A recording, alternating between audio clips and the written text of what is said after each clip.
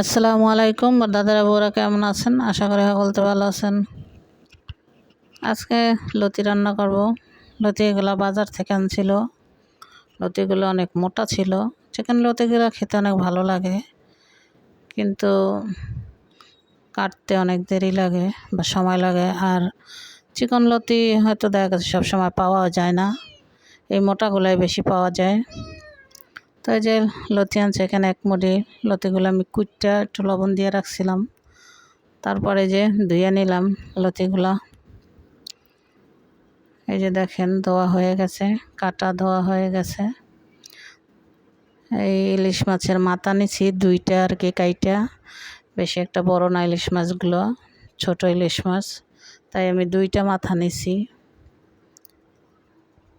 তো এই যে চুলা কড়াইতে তেল দিলাম, তেলের উপর পেঁয়াজ দিয়ে দিলাম, একটু আদা রসুন বাটা দিলাম, একটু রসুন কুচি দিলাম, লবণ দিলাম, হলুদ, মরিচের ফাঁকি, একটু পানি দিয়ে দিলাম। পানি দিয়ে লাড়াচাড়া দিয়ে মশলাটা একটু কষাই নেব। তো যে আমার মশলাটা কষানো হয়ে গেছে, এবার আমি ইলিশ মাছের মাথাগুলো দিয়ে দিলাম। তারা দিয়ে একটু লাড়াচাড়া দিয়ে একটু পানি দিয়ে দেব। তো এই তো পানি দিয়ে দিলাম। পানি দিয়ে এবার একটু মাছটা ভালোভাবে কষাই নেব।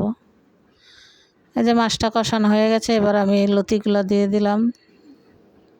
লতি দিয়ে একটু লাড়া দিয়ে মশলার সাথে মিশাইয়া কিছুক্ষণ ঢাইকা রাখবো।